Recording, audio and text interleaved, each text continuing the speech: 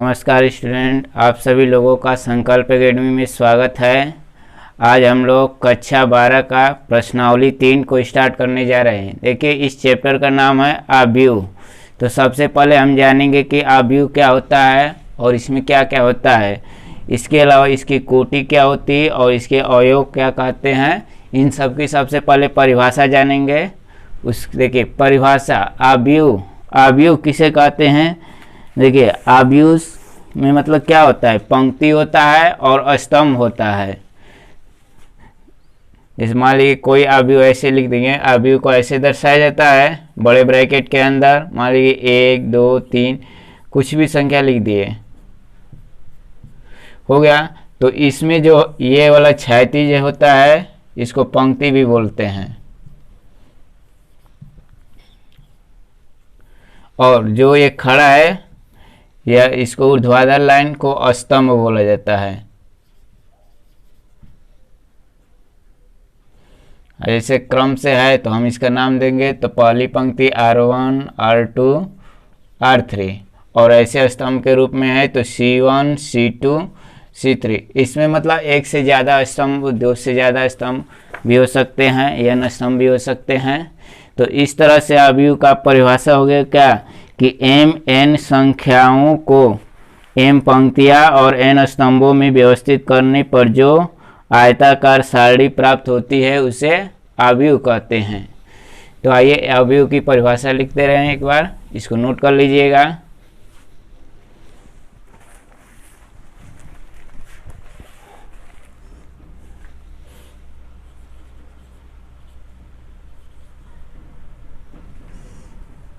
n संख्याओं, देखिए संख्याओं में जो है आपकी वास्तविक संख्या और काल्पनिक संख्या दोनों हो सकती हैं। संख्याओं ब्रैकेट में लिख सकते हैं हम, कौन कौन सी संख्या रहेंगे, काल्पनिक या वास्तविक।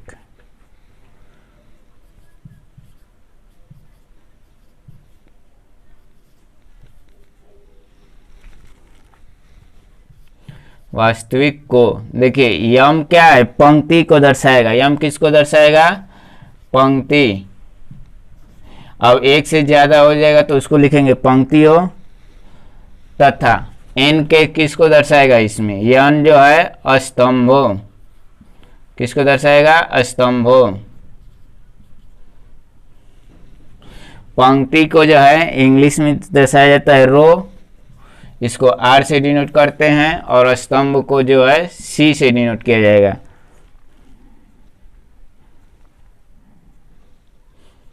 स्तंभों में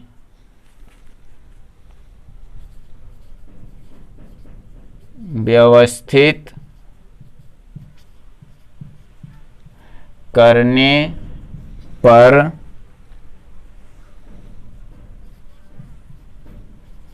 जो आयताकार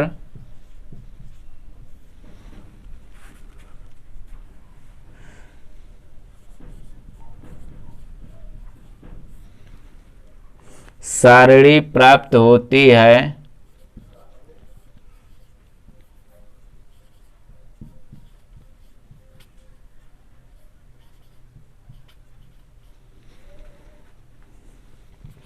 उसे m गुणे n आव्यूह कहते हैं।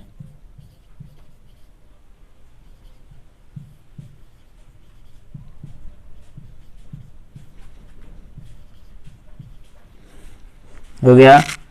देखिए m गुणे n का मतलब क्या हो गया, जैसे कोई आव्यूह हो गया तो उसमें पंक्ति मतलब 4 गो हो गया और स्तंभ की संख्या 3 गो। तो इसके आव्यूह को कैसे दर्शाएंगे, मतलब देखिए जैसे ये पंक्ति हो गई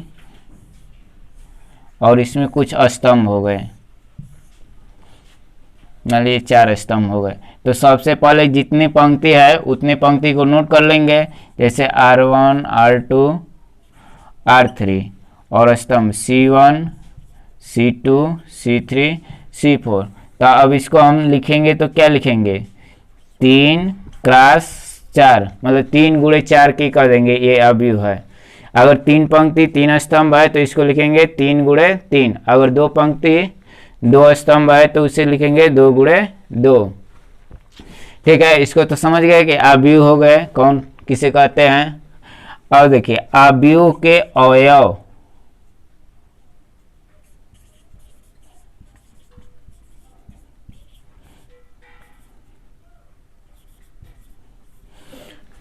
अब जो है इसमें अवयव के अवयव क्या होंगे, मतलब जैसे यहाँ पर हम भर दिए कुछ संख्याओं को, जैसे 2 हो गया, 3 हो गया, 4 -1 -2 3 2 3 हो गया। इसे C1 C2 C3 ऐसे समझ हो गया। तो देखिए अवयव क्या होंगे, मतलब इसमें जो जो संख्याएं हैं जैसे 2 -1 2 2 3 3 ये सब क्या है, इसके अवयव कहलाएंगे। मतलब कोई अवयव, इसका परिभाषा ऐसे भी लिख सकते हैं आप लोग कि कोई अवयव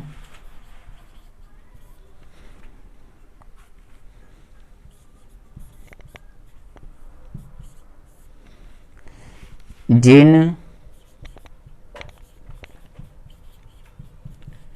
संख्याओं से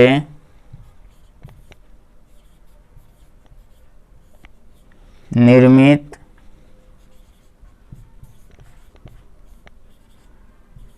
होता है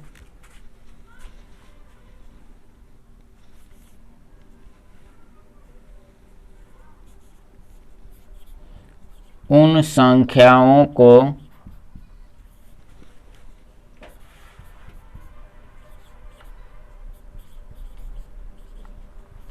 अवयव का अवयव कहते हैं।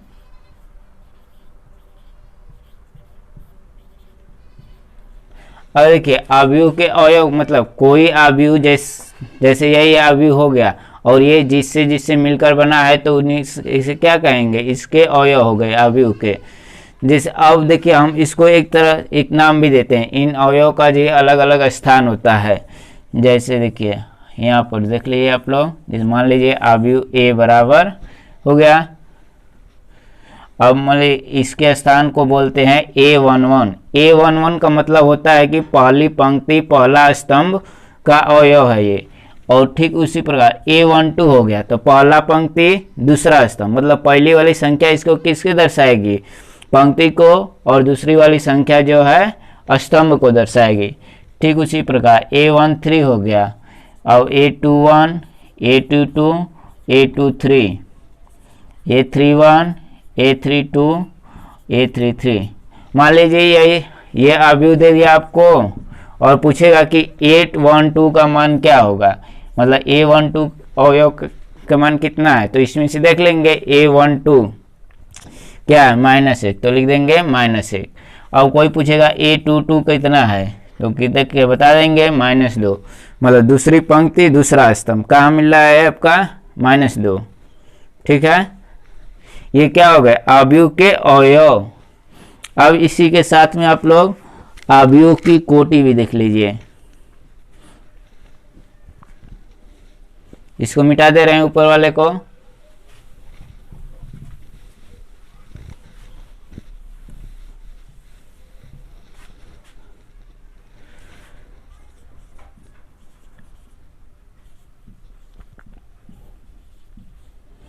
जो है इसमें आप लोग पढ़ना है अवयव की कोटि। देखिए कोटि का मतलब होता है कि जितने क्रॉस इतने का रहेगा वही क्या हो जाएगी इसकी कोटि। इसमें सबसे पहले हम पंक्ति को लिखेंगे, उसके बाद स्तंभ को। जैसे इसमें कितना है पंक्ति, 3 गो पंक्ति है और 3 गो क्या है स्तंभ, तो इसकी कोटि क्या हो जाएगी 3 क्रॉस 3। अगर इसमें 4 पंक्ति होता है और 2 स्तंभ होता है तो इसकी कोटि हो जाएगी 4 क्रॉस 2। ठीक है, तो इसकी परिभाषा क्या बना, कोटि का लिख देंगे यदि किसी अवयव में किसी अवयव में m पंक्ति तथा n स्तंभ है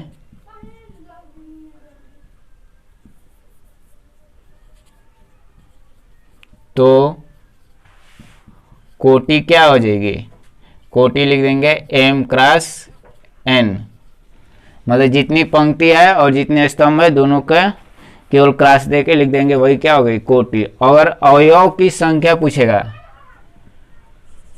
इसको भी देख लीजिए साथ में।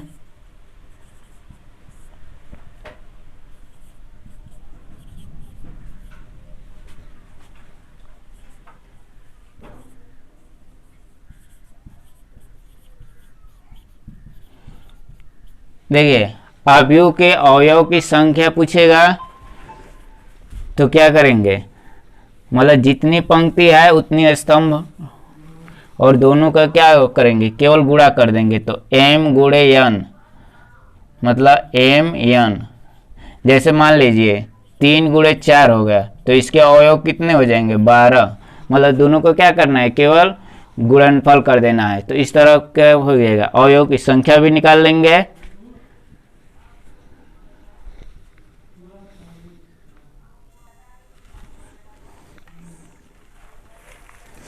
अब देखिए आप लोग को जो है इससे पहले बताया गया है अवयव किसे कहते हैं, और अवयव के अवयव, अवयव की कोटि और अवयव के अवयव की संख्या। अब जो है हम पढ़ेंगे अवयव का निरूपण, कि मतलब अवयव को कैसे दर्शाते हैं। उसके बाद पढ़ेंगे अवयव के प्रकार, मतलब अवयव के कौन कौन से प्रकार हैं। सबसे पहले अवयव का निरूपण देख लीजिए।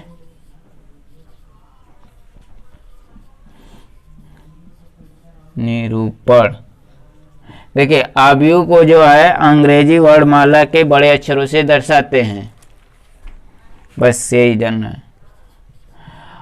अवयव को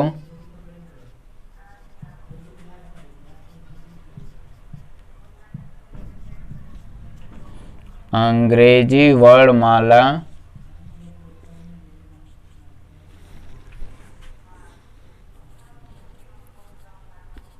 के बड़े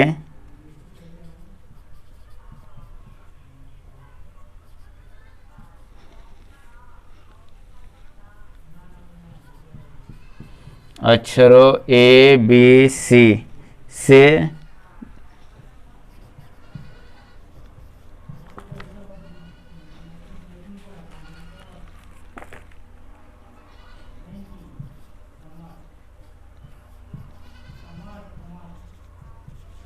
मतलब अवयव को किससे निरूपित कर? अंग्रेजी वर्णमाला के बड़े अक्षर ए बी सी से निरूपित कर सकते हैं।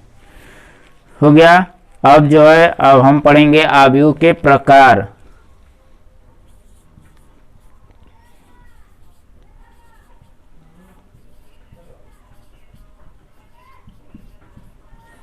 देखिए अवयव के प्रकार में पहला जो है आपको पढ़ना है क्षैतिज अवयव।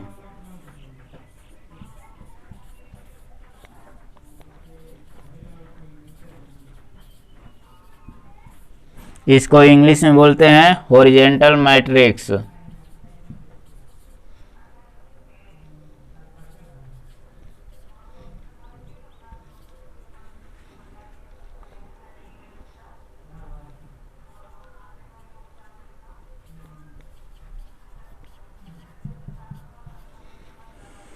हो गया। देखिए क्षैतिज अवयव में क्या होगा, इसमें जो है अवयव होगा क्षैतिज आकार का होगा, जैसे ऐसे होगा 1 2 3, मतलब कुछ भी हो सकता है आपका इसमें। तो ये क्या हो गया? क्षैतिज अवयव हो गया। ठीक है, क्षैतिज दिख रहा है, मतलब केवल क्षैतिज दिशा में ही रहेगा इसका, मतलब क्षैतिज की संख्या क्या रहेगी? हो गया क्षैतिज अवयव। इसका परिभाषा ऐसा अवयव जिनमें पंक्तियों की संख्या जो है और स्तंभों की संख्या से कम होती है। मतलब इसमें जो है पंक्ति की संख्या क्या होगी? स्तंभ की संख्या की अपेक्षा कम होगी। जैसे इसमें पंक्ति कितने हैं? 1 2, स्तंभ कितने? 1 2 3, क्षैतिज अवयव, इसका परिभाषा हो जाएगा कि ऐसा अवयव जिसमें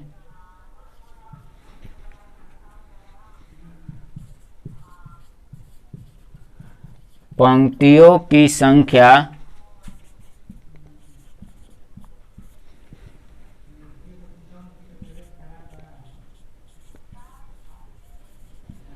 स्तंभों की संख्या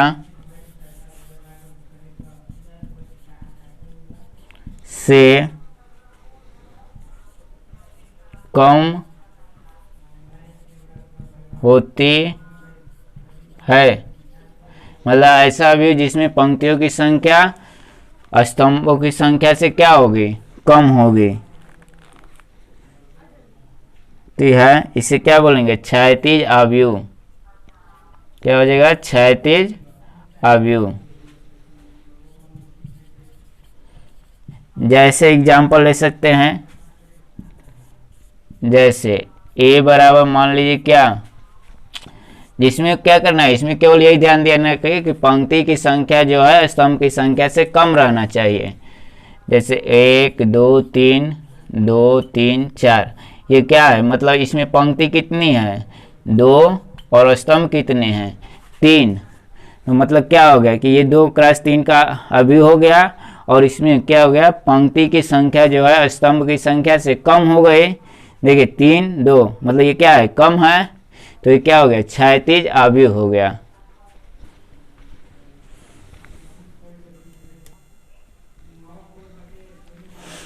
आइए दूसरा अवयव जो है ऊर्ध्वाधर अवयव होता है। ऊर्ध्वाधर, और इंग्लिश में नाम है इसका वर्टिकल मैट्रिक्स। इसकी परिभाषा हो जाएगी कि ऐसे अवयव जिसमें पंक्तियों की संख्या स्तंभों की संख्या से अधिक होती है। मतलब कम की जगह क्या करना है, केवल अधिक लिख सकते हैं, तो उसे क्या बोलेंगे, ऊर्ध्वाधर अवयव। लिख सकते हैं आप लोग।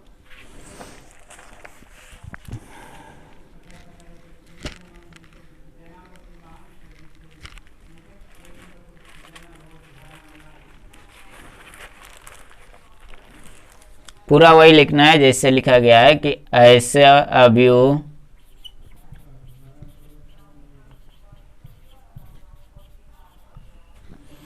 जिसमें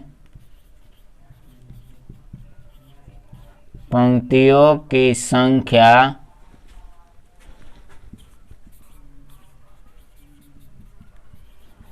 स्तंभों की संख्या से अधिक, मतलब अधिक होती है, उसे क्या बोलेंगे, ऊर्ध्वाधर अवयव।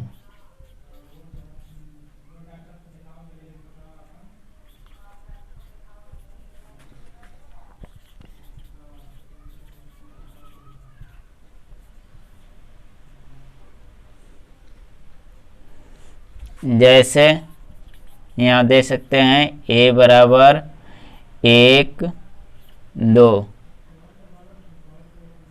3 फिर 2 3 4, कुछ भी ले सकते हैं इसमें।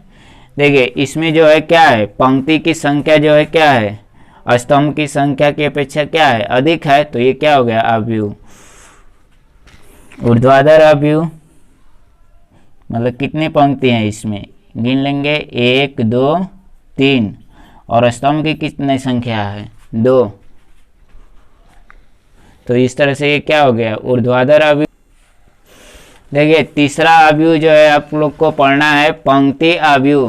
देखिए पंक्ति अवयव में मतलब क्या होगा कि ऐसे अवयव जिसमें केवल एक पंक्ति होती है, ठीक है, इसमें पंक्ति की संख्या कितनी रहेगी, केवल एक रहेगी, भले स्तंभ 10 20 30 या 2 3 4 कुछ भी हो सकता है, तो उस अवयव को पंक्ति अवयव कहते हैं। तो आइए इसकी परिभाषा को नोट कर लीजिए आप लोग। पंक्ति अवयव को जो है इंग्लिश में लिखते हैं रो मैट्रिक्स, ROWMATRIX, क्या बोलते हैं, रो मैट्रिक्स। इसका परिभाषा हो जाएगी कि ऐसा अवयव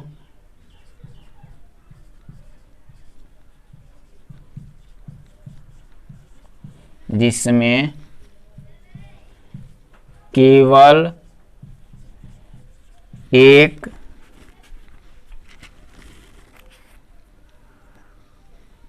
पंक्ति होती है।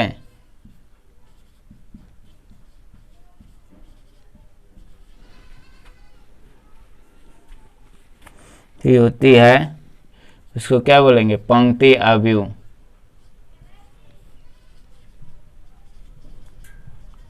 सिंपल है। देखिए इसका एग्जाम्पल भी आप लोग लिख सकते हैं, a बराबर 1 2 3 या 0 कुछ भी लिख सकते हैं। इसमें जो है पंक्ति की संख्या कितनी रहेगी? केवल एक रहेगा। भले स्तंभ की संख्या 2 3 4 रहे, लेकिन केवल पंक्ति एक है, तो इस अवयव को क्या बोल देंगे? पंक्ति अवयव। इसकी देखिए इसकी कोटि पूछेगा तो क्या हो जाएगा? 1 क्रॉस 3, मतलब कितने पंक्ति है? एक, और स्तंभ 1 2 3 गो हो गए, तो 1 क्रॉस 3। और चौथा अवयव आप लोग को पढ़ना है, पंक्ति हो गया, उसके बाद स्तंभ अवयव। क्या पढ़ना है? स्तंभ अवयव।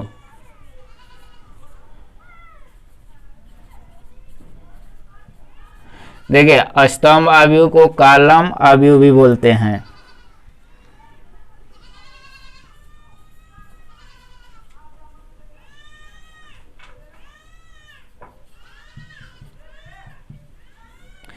देखिए कॉलम अवयव की परिभाषा है ऐसा अवयव जिसमें केवल एक स्तंभ होता है, तो इसे क्या बोल देंगे?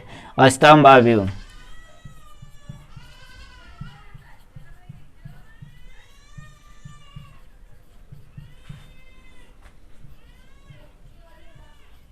में केवल एक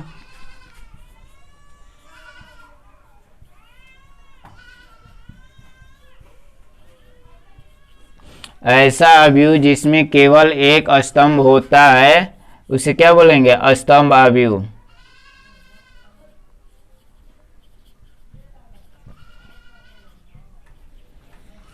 जैसे देख सकते हैं a बराबर लिख सकते हैं 1 2 1, कुछ भी लिख सकते हैं, लेकिन इसमें स्तंभ की संख्या क्या रहना चाहिए? केवल एक रहना चाहिए।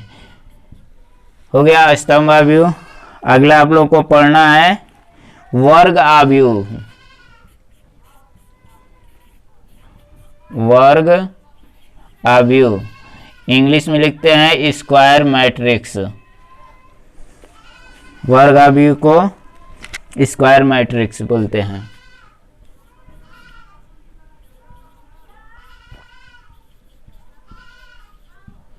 देखिए वर्ग अवयव में मतलब क्या होगा कि ऐसा अवयव जिसमें पंक्ति और स्तंभ की संख्या समान होगी, तो उसे वर्ग अवयव बोलते हैं।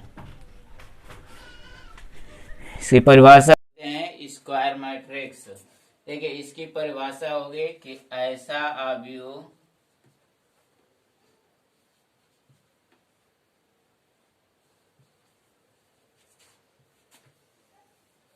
जिसमें पंक्ति और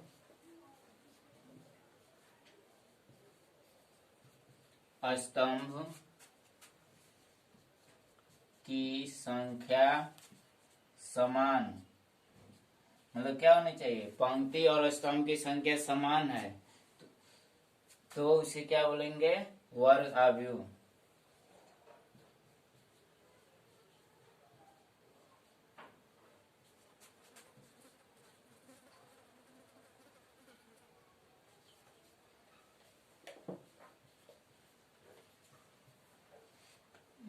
जैसे a बराबर, हम इसमें पंक्ति और स्तंभ को की संख्या क्या रखेंगे? समान, मतलब जितनी पंक्ति है उतनी ही क्या रहनी चाहिए? स्तंभ। इसको 2 क्रॉस 2 के समान अवयव बोल, वर्ग अवयव। देखिए अगला जो है आप लोग को पढ़ना है शून्य अवयव। देखिए नाम से स्पष्ट होता है कि इसके सभी अवयव क्या होंगे? शून्य होंगे। शून्य अवयव मतलब इसमें क्या रहेंगे? सभी अवयव शून्य होंगे। इसको इंग्लिश में बोलते हैं जीरो मैट्रिक्स। इसको इंग्लिश में बोलेंगे जीरो मैट्रिक्स या नल मैट्रिक्स भी बोलते हैं, या एक तो और इसका नाम है वाइड मैट्रिक्स।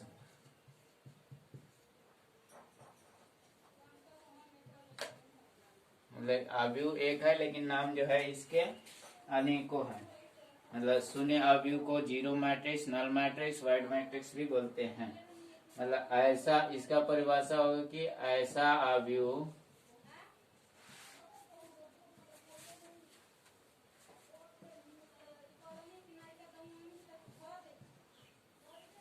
जिसका प्रत्येक अवयव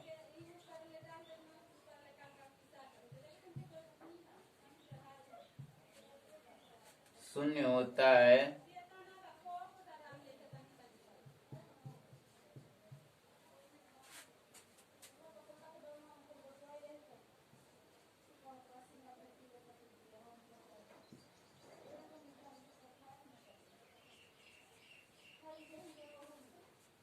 शून्य अवयव कहलाता है।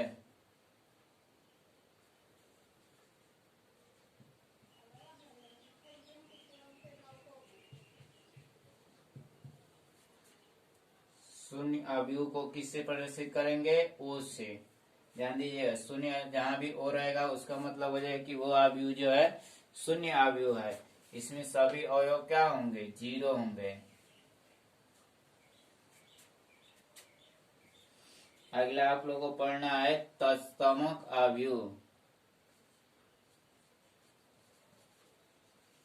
ये अवयव जो है बहुत मुश्त है।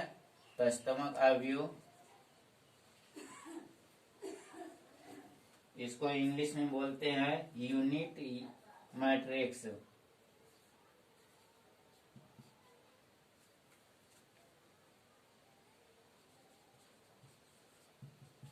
तत्समक अवयव को इंग्लिश में बोलेंगे यूनिट मैट्रिक्स, या एक तो और इसका होता है आइडेंटिटी मैट्रिक्स।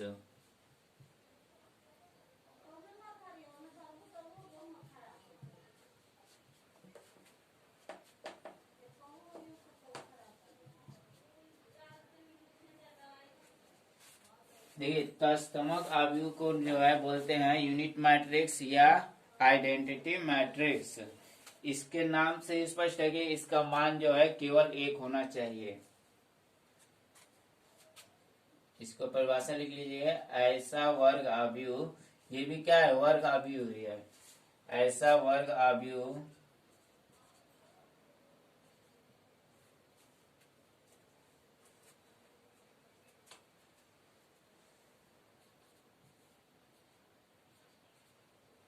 जिसके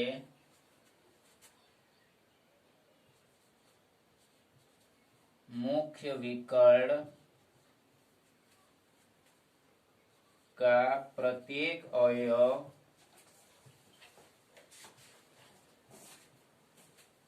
एक है तथा अन्य अवयव क्या हो? तथा अन्य अवयव शून्य हो।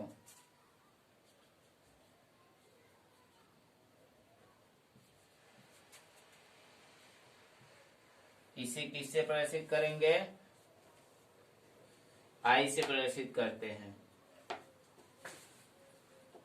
तो आई बराबर हम लिख सकते हैं 0 0 0, नहीं यहाँ पर लिख लीजिएगा 1 1। मतलब केवल विकर्ण में अवयव रहेंगे लेकिन शेष अवयव क्या होंगे? 0। ये 2x2 का हो गया तत्समक अवयव। अगर 3x3 का होगा तो इसको ऐसे लिख सकते हैं,